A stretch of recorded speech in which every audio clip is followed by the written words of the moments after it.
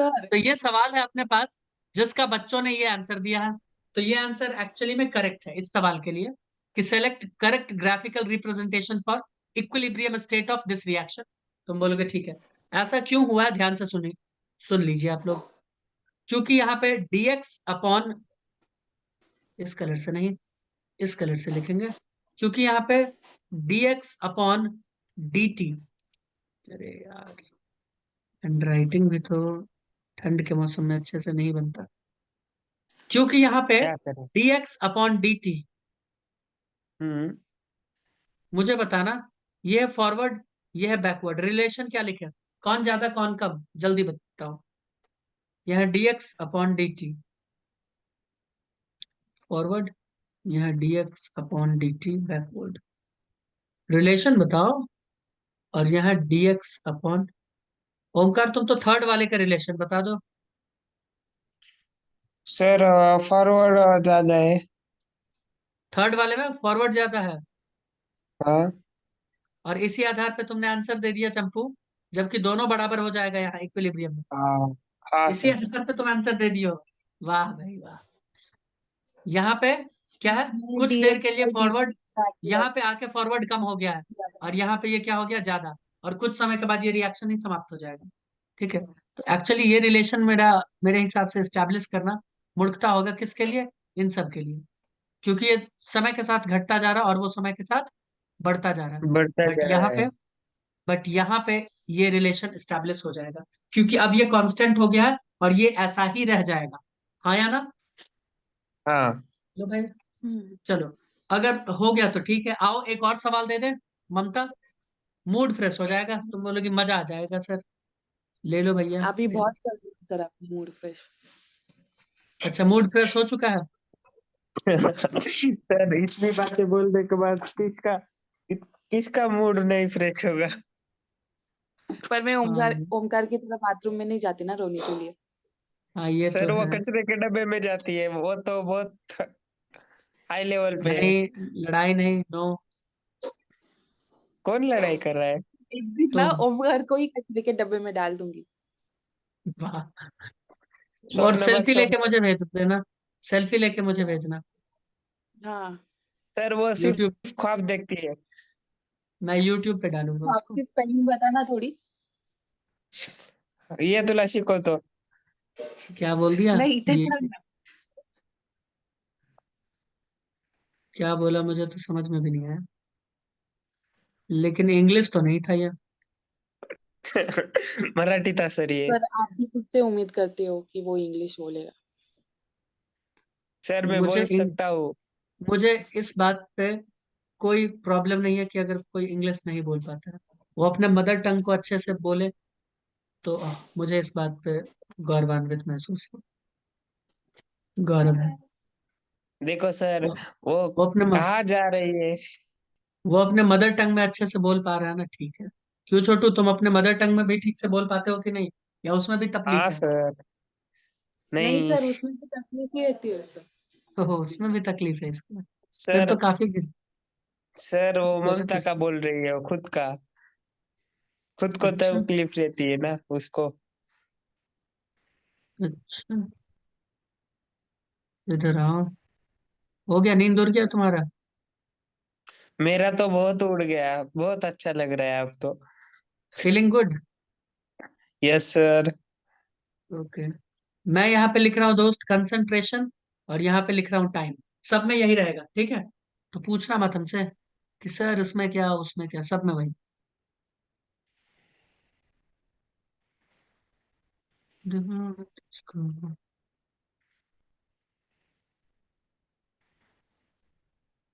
Sir वो relation of क्या लिखा है आपने। हाँ कहाँ, ऊपर कहाँ ऊपर। भैया, रिलेशन ऑफ कहाँ लिखे हैं, नहीं नहीं नहीं नहीं। रिएक्शन लिखे, equilibrium, 10 mole of A, representation of. Representation of representation of. Reaction, RXN, तब से तो रिएक्शन ही लिखते हैं ना स्टाइल में, हाँ। ये अपना स्टाइल है भाई। इससे ये पता चलता है कि तुम्हारा स्थिति काफी दयनीय है। नहीं सर मैंने देखा ही नहीं। क्यों, इसलिए इसलिए मैं बता रहा हूँ क्योंकि इससे पहले कई बार मैं ऐसे ही रिएक्शन लिख चुका हूँ, तो मुझे ये आश्चर्य हो रहा है कि तुम उस वक्त क्या लिखे होगे फिर। सर वो उधर का दिखा ही नहीं मुझे वो कंफ्यूज हो रहा था। होगे ही, कंफ्यूज भी हो जाओगे और पता नहीं फ्यूज भी हो जाओगे शायद। हाँ। हाँ, option A, option B, option C, option D all क्या द होता है? Above. All the all the above. Above वही है। अब बताओ। इससे लॉजिक पूछो सर आप। सर रुको, रुको सर मैं बताता हूँ। नहीं सर, ऑल द अबव ही है। सोच के इसमें का बताइए, कोई, क्योंकि सर इसके इसमें का बाद कोई, वाला सवाल, इसके बाद वाला सवाल तुम लोगों को आत्म का आत्मा मतलब तृप्त कर देगा। इसके बाद वाला वो प्रीवियस ईयर के तर्ज पे क्वेश्चन देंगे हम। करो, बताओ।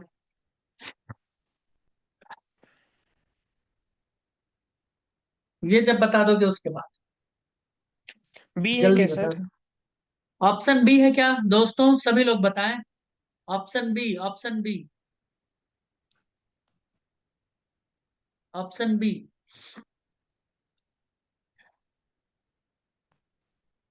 आप ही बताओ कंसंट्रेशन सर, टाइम वो ग्राफ है। कुछ नहीं बोल रहे। कंसंट्रेशन टाइम ग्राफ है, मैं पहले ही बता दूं। मैं हर जगह लिखने वाला नहीं हूँ। कंसंट्रेशन हम्म, टाइम, कंसंट्रेशन टाइम। नहीं सभी लोग जरूरत बताएं। नहीं है सर, एक बार लिखा तो। ठीक है, बाकी बच्चे बताएंगे क्या आंसर है। बाकी लोग तो कुछ बोलता ही नहीं है भाई।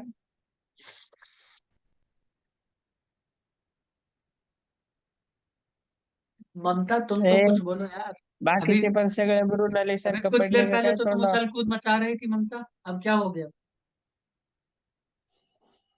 सर हूँ हाँ। सर। बाकी अरे सब भी मुंह भैया पे इतना गिरने इजी लगता है, है। देखो एक बात मुझे बताओ। ये रिएक्शन क्यों दिया है? ये रिएक्शन दिया है इसलिए, मृणाली तुम बताओ। देखो रिएक्शन क्यों दिया है, ये बताने के लिए कि ए यहाँ पे क्या है, रिएक्टेंट है। बी यहाँ पे क्या है, प्रोडक्ट है। तुम बोलोगे ठीक। इससे ये पता चलता है ये लाइन किसका होगा, बी का, और ये लाइन किसका होगा, ए का। कोई दिक्कत? बोलोगे नहीं। रिएक्टेंट ज्यादा नहीं। और प्रोडक्ट कम, कंसंट्रेशन है ना, तो टाइम जीरो पे प्रोडक्ट हम्म, जीरो। और ये यहाँ से शुरू स्टार्ट। ठीक है। अब हम्म, बोल रहा है at equilibrium state, equilibrium state पे ए का 6 मोल बचा और बी का 4 मोल बचा। तो ए का 6 मोल यानी ये ज्यादा होना चाहिए देखो, और बी का कम। ये दोनों स्ट्रेट लाइन है, ये भी स्ट्रेट लाइन है, इक्विलिब्रियम है। ये भी इक्विलिब्रियम है, ये भी इक्विलिब्रियम है, ये भी इक्विलिब्रियम है। बट बोला है ए ज्यादा है, बी कम है। तो ए ज्यादा है, बी कम है, यही होगा आंसर। सही है ए, ना मेरा? हाँ, ए ज्यादा बी कम। इजी। ममता नहीं समझ में आया क्या? बाउंस चला गया? आग लगा दी सर मैंने तो। हाँ नहीं, वो तो मुझे दिख रहा है। ममता बाउंस गया क्या तुम्हारे ऊपर से? हम्म। फिर से समझा दें। हम्म। ओके। देखो मैं बोल रहा हूं कि ए से बी का एक रिएक्शन चल रहा है, रिवर्सिबल रिएक्शन। 1 घंटा के बाद, है ना, 1 मोमेंट, सॉरी 1 आवर लेटर। ठीक है, 1 घंटा के बाद क्या होता है कि इक्विलिब्रियम आ जाता है। तुम बोलोगे ठीक है सर, इक्विलिब्रियम आ गया। इक्विलिब्रियम जैसे ही आता है तो इक्विलिब्रियम पे ए का 6 मोल बचता है और बी का 4 मोल बचता है। तुम बोलोगे ठीक। बोल रहा है ग्राफिकल रिप्रेजेंटेशन पता कीजिए। तुम बोलोगे ये भी इक्विलिब्रियम है, ये भी इक्विलिब्रियम है, ये भी इक्विलिब्रियम है, क्योंकि सब कांस्टेंट हो गया जाके। हुआ है ना? बोलो। सबके सब इक्विलिब्रियम है। हम्म, लेकिन कंडीशन यहाँ दे दिया है इक्विलिब्रियम पे कि मोल ए का 6 होना चाहिए, बी का 4। तो ए तो मोल में ज्यादा ही है ना, ए तो ज्यादा हो गया कंसंट्रेशन बी से। तो यही तो लाइन बता रहा है, और कौन बता? कंसंट्रेशन में देखो ये, कंसंट्रेशन में ये। अब भी नहीं समझ आया? समझा। समझा। सभी लोग समझा? एक बार ओके करो, क्योंकि इसके बाद वाला क्वेश्चन काफी अच्छा है। हाँ सर। बोले है ना, आत्मा तृप्त हो जाएगा। बोलो समझ में आया तो मैं दूं सवाल, नहीं तो ये नहीं हाँ, समझ रुको में आया सर। तो सॉल्व भी नहीं होगा। सभी लोग थम्स अप करेंगे तभी मैं आगे बढ़ूंगा, नहीं तो नहीं हम बढ़ूंगा। सब थम्स अप यस। करते हैं सर, रुको। मतलब जो भी रिस्पॉन्स दो कि हाँ आगे बढ़े। आगे बढ़ो सर। आगे बढ़े। आर्यन, मृणाली, योगेश। मृणाली कुछ नहीं बोल पा रही है, सो गई क्या? I think she is sleeping. 2 में सर। ओके। नहीं नहीं, वो अभी है, मार्केट में है अभी। देखो मैं ये बोल रहा हूँ N2 जब 3 H2 से रिएक्ट करता है। एक्चुअली इस तरह का सवाल आया हुआ है आईआईटी में, ठीक है, तो इसलिए मैं दे रहा हूँ। इस तरह का ये सवाल नहीं था, दूसरा कुछ ABCD करके दिया हुआ। हाँ, तो मैं बोल रहा हूँ N2 3H2 के साथ रिएक्ट करके अमोनिया बनाता है। तुम बोलोगे बहुत अच्छी बात। अब देखो सवाल क्या है, मस्तक का जरा यूज करना इसमें। ममता के 5 पास मोल, तो नहीं है सर। ठीक है, 5 मोल N2। मुझे पता है एक क्वेश्चन देके तुम, एक क्वेश्चन का जवाब देके तुम आसमान में उड़ रहे हो, है ना? इसका भी जवाब दो। And कल ममता के साथ भी वही था, फिजिक्स में उड़ रही थी वो भी। 15 मोल H2। सर मैं कब उड़ी? वो रिकॉर्डिंग में सुन लेना। H2 रिएक्ट, मैंने सिर्फ आंसर बताया था। अगर ओके क्लास में रिएक्ट। रहती तो उड़। अच्छा, तब उड़ जाती तुम। उड़ नहीं सर जाती। सर हम्म, जो पहले का ओंकार है ना उसको लीव कर दो। रुको मैं हटा देता हूँ। कौन सा वाला ओंकार बोल के सुनाओ अभी। दोनों बोलो। हेलो ओंकार को लीव। Hello hello hello. हटा दिया, अब बोलो। 2 मोल ऑफ NH3।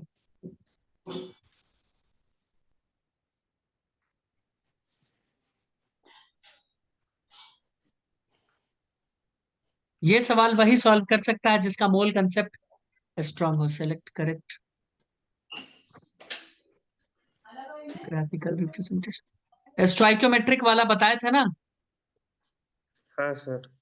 वो अगर करेक्ट है तो तुम बता दोगे, खेल जाओगे। नहीं तो बस उल्लू की तरह देखते रह जाओगे क्या हो रहा है, कुछ नहीं कर सकते इसके अलावा। क्यों ओमकार, मैं गलत हूँ क्या? नहीं सर, आप कहाँ गलत होते हो। हाँ तो लो फिर सवाल लो।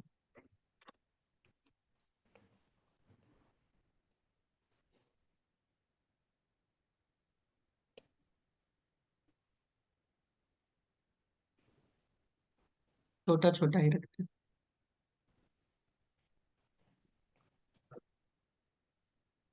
ये ग्राफ किसका है मैं बता दूं, ये कंसंट्रेशन टाइम ग्राफ है। कौन सा ग्राफ है? Concentration time graph. Mamta got it ना? हाँ सर। उसकी बहन कुछ बोल रही है उसको, शायद कुछ कूट पीट रही है उसको। भाई सर। बहन था, थी। नहीं, शायद भाई था। बेट लगा लो 5-5 रुपए का। उससे अच्छा उसको ही पूछो कौन था। वो तो फाइनली उसी से पूछना ही पड़ेगा। हम्म।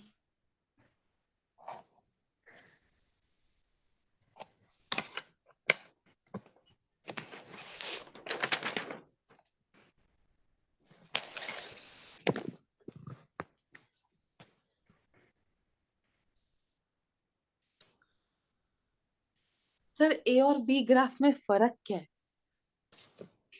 अभी फर्क तुरंत साफ समझ में आएगा, फर्क साफ है।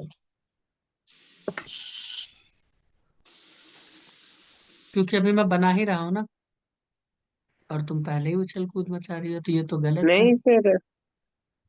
क्या? बनाओ बनाओ, पहले बनाओ आप।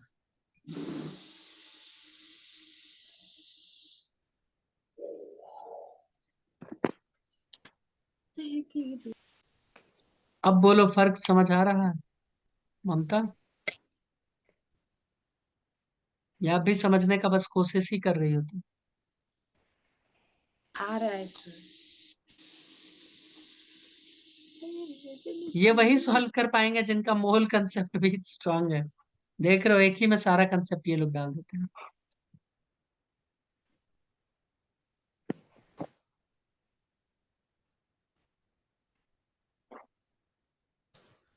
सर सी वाला। हम्म, सी वाला सी वाला। सभी लोग बताएं विथ लॉजिक। देखो सर। स्ट्रेट लाइन कर देना, है ना? मेरा उतना स्ट्रेट नहीं बन पा रहा। आ रहा है, तुम लोग स्ट्रेट कर देना।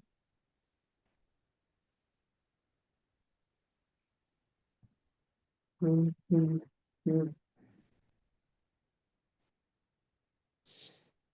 देखो इतना अच्छा अच्छा इतना प्यारा प्यारा सवाल करवाते हैं तुम लोगों को, सर फिर भी ऑल तुम दी लोग अबव। ऑल दी अबव, सबका ऑल दी अबव आ गया? बताइए। नहीं, मेरा सी है। तुम्हारा सी है या तुम खुद चंपू हो? वो खुद नहीं, सी है। अच्छा। ए काही बी म्हणू नको. चंपू सर, और क्या।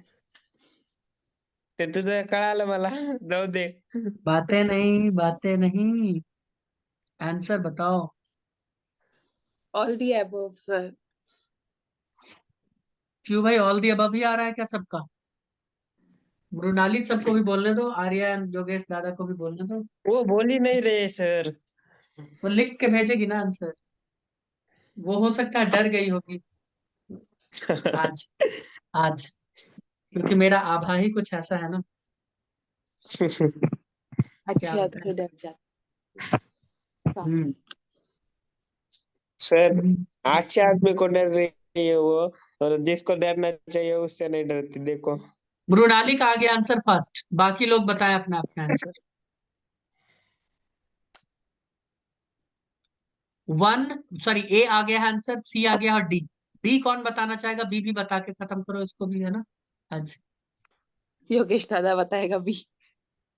और आर्यन भी बता देगा।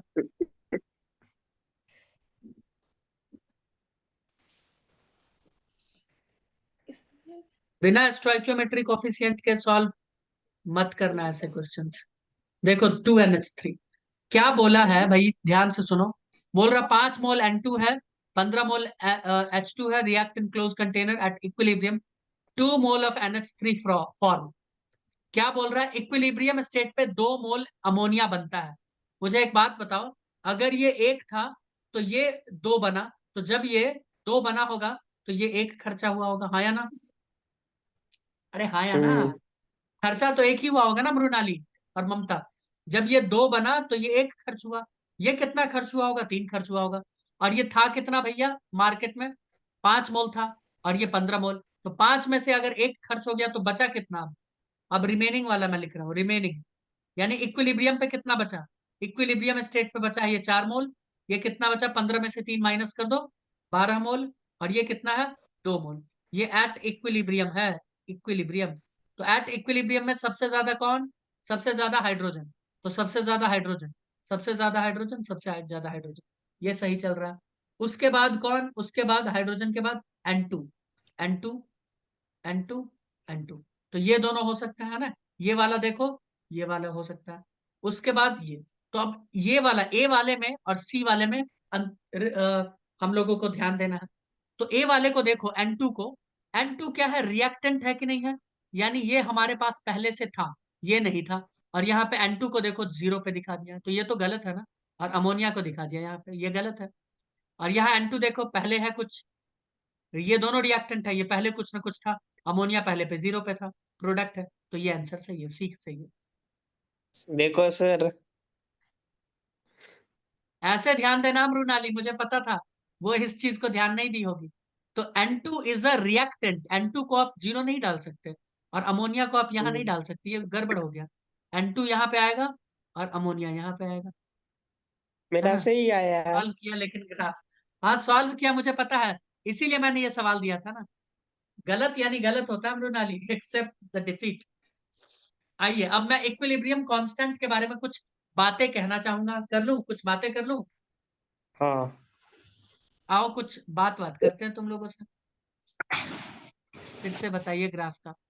आओ देखो देखो देखो देखो देखो मृणाली, मैं ये बोल रहा हूं कि जो ज्यादा होगा मोल, वो ज्यादा होगा। सब ये जितने ग्राफ है ना, सब इक्विलिब्रियम वाला ही है, क्योंकि सब स्ट्रेट लाइन चला गया, है ना, सब के सब स्ट्रेट लाइन चले गए हैं, देख लो।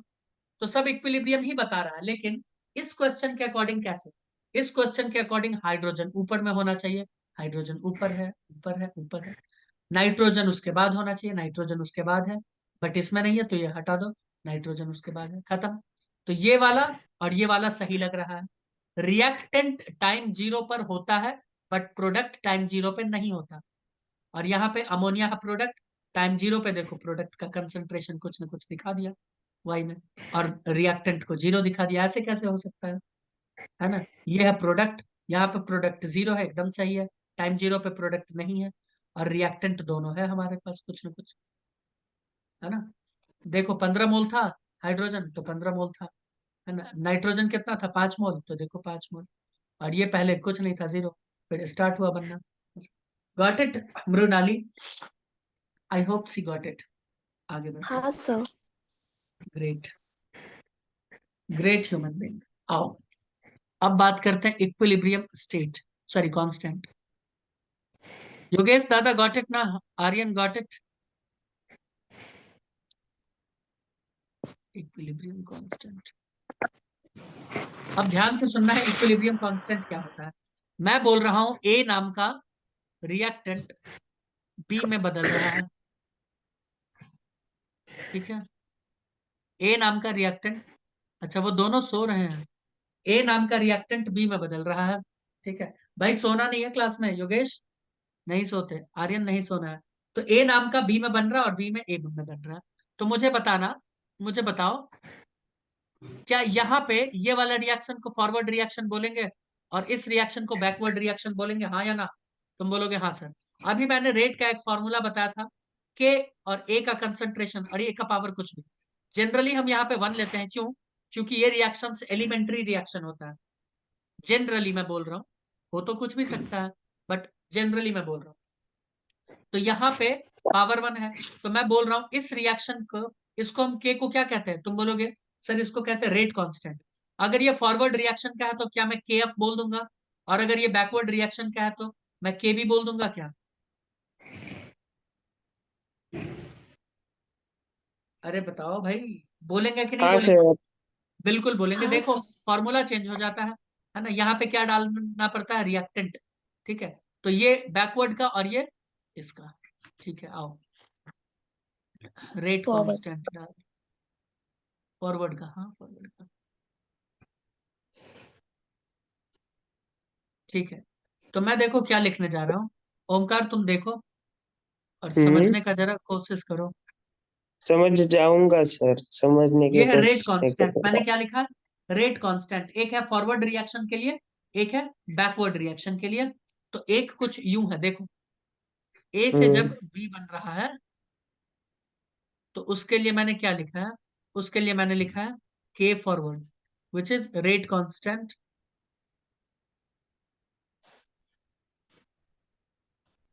ऑफ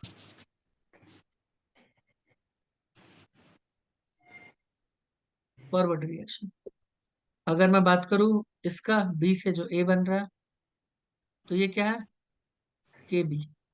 ये क्या है?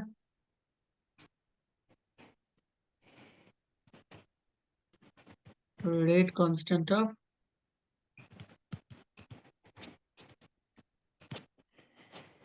Backward reaction.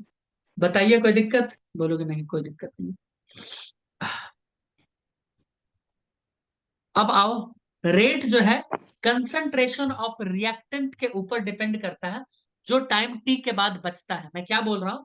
रेट यानी गति जो है ना रिएक्शन का, वो किसके ऊपर डिपेंड करता है? वो डिपेंड करता है कि भाई इतना देर हो गया, 1 घंटा हो गया, 2 घंटा हो गया, और कितना कंसंट्रेशन बचा उसके ऊपर डिपेंड करता है। तुम बोलोगे ठीक है। अभी वही मैं बताना चाह रहा था। देखो क्या मैंने क्या लिखा था? रेट, रेट को हम स्मॉल आर से दिखाते हैं। ये एक्चुअली डिपेंड करता है, कंसंट्रेशन ऐसे लिखते हैं, इसको प्रोडक्ट के कंसंट्रेशन से कोई लेना देना नहीं होता। Concentration of reactant after T second. हमको लगता है ये लोग सच में सो गए हैं। है ना सर? सो गए ये वो। दोनों, दोनों लोग, ठीक है? तो क्या इसको हम ऐसे कॉल नहीं लिख लगाओ सकते? क्या सर? नहीं अभी रुको ना, पहले देखो क्या इसको मैं ऐसे नहीं लिख सकता? अगर मैं रेट फॉरवर्ड लिख रहा हूं, अगर मैं रेट, जागा हूं सर, अच्छा जग गया भाई, जग गया। अगर मैं रेट फॉरवर्ड लिखना चाहता हूं तो क्या मृणाली मैं ऐसे नहीं लिख सकता क्या? ध्यान से देखो तो, इज इक्वल्स टू एक देखो, ये जब प्रोपोर्शनलिटी साइन हटता है तो एक कांस्टेंट आता है, तुम बोलोगे हाँ। तो अगर फॉरवर्ड का है तो ये फॉरवर्ड, और कंसंट्रेशन ऑफ ए ब्रैकेट के अंदर अगर ऐसे लिखते हैं तो वो कंसंट्रेशन बताता है आफ्टर टाइम टी सेकेंड, जितना बचा रहेगा, तुम बोलोगे हाँ। और पावर वन, मैं पावर वन जानबूझ के बार बार बोल रहा हूं कि ये एलिमेंट्री रिएक्शन है। ऐसे रिएक्शंस जो बहुत ही सिंपल से साधारण से, उनका पावर वन होता है। यहाँ कुछ नहीं है तो पावर वन होता है, जिसमें चेंज होगा वो अलग अलग आ जाएगा। ठीक है, ये एक एक्सपेरिमेंटल डेटा है, मैं बार बार बोल रहा हूँ। यहाँ जो वैल्यू 1 2 3 4 कुछ भी लिखता है, ये होता है एक्सपेरिमेंटल वैल्यू। ठीक है, ये हम नहीं बता सकते। आइए आगे। अब रेट अगर बैकवर्ड का मुझे लिखना होगा तो क्या लिखेंगे भाई? रेट अगर हमें बैकवर्ड का लिखना होगा तो हम लिखेंगे रेट कांस्टेंट बैकवर्ड। और रिएक्टेंट अब क्या हो जाएगा? तुम बोलोगे बैकवर्ड में रिएक्टेंट, तो ये हो जाएगा। तो इसको नीचे लिखना पड़ेगा ना फिर, तो बीटी। मैंने क्या लिखा है कि सिर्फ और सिर्फ रिएक्टेंट के ऊपर डिपेंड करता है, प्रोडक्ट से कोई लेना देना नहीं है। तो टाइम टी के बाद बी का कंसंट्रेशन जो बचा रहेगा उसके ऊपर डिपेंड करेगा। तुम बोलोगे ठीक है, पावर वन डाल दो। तुम बोलोगे ठीक है।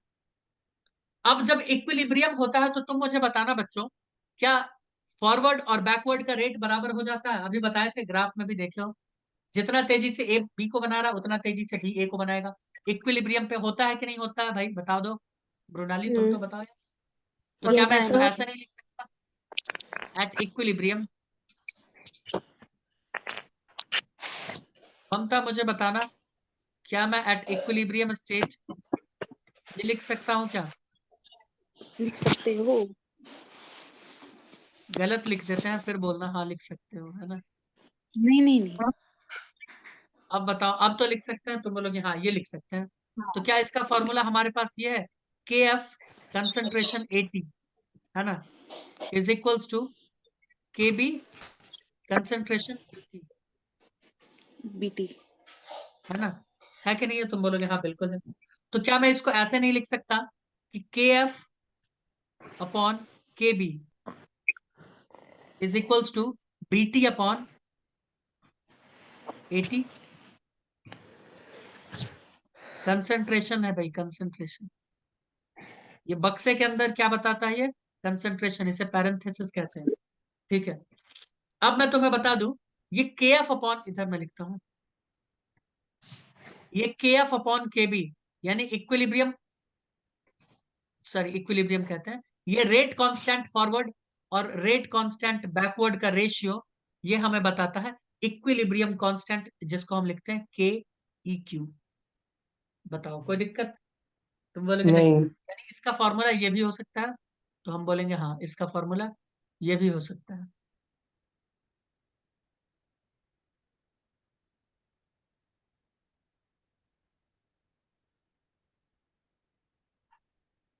बताइए कोई दिक्कत? बोलोगे नहीं कोई दिक्कत। नहीं। या इसको मैं ऐसे लिख दूं क्या, एक बार के लिए, के इक्विलिब्रियम इज इक्वल्स टू, देखना, कंसंट्रेशन ऑफ प्रोडक्ट, क्योंकि इस रिएक्शन के लिए कहा गया है, इस रिएक्शन के लिए, रिवर्सिबल रिएक्शन के लिए ये प्रोडक्ट था, ये रिएक्टेंट था। तुम बोलोगे हाँ, तो मैं लिख देता हूं कंसंट्रेशन ऑफ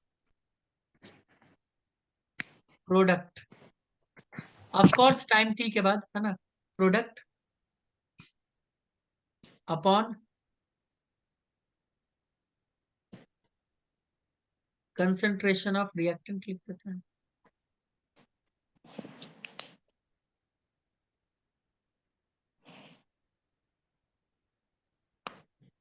ऐसा ही कुछ होगा? तुम बोलोगे हाँ बिल्कुल ऐसा ही होगा, है ना?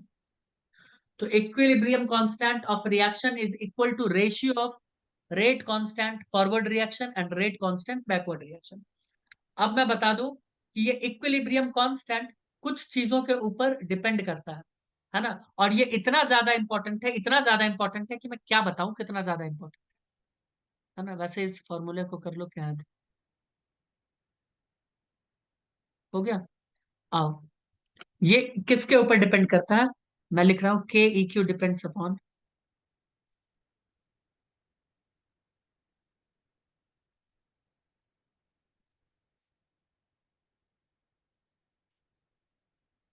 पहला टेम्परेचर, ये केमिकल काइनेटिक्स में पढ़ोगे, आर्हेनियस इक्वेशन नाम का एक चीज आता है, उससे ये प्रूव होता है कि ये टेम्परेचर पे डिपेंड करता है।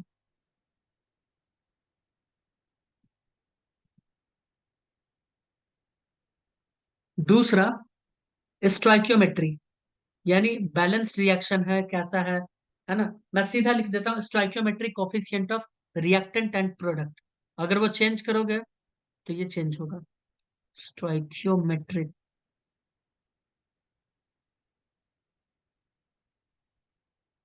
कोफिशिएंट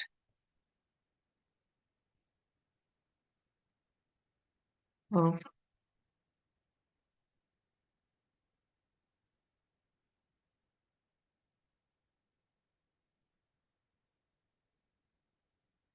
बताइए कोई दिक्कत? तुम बोलोगे नहीं कोई दिक्कत वाली बात।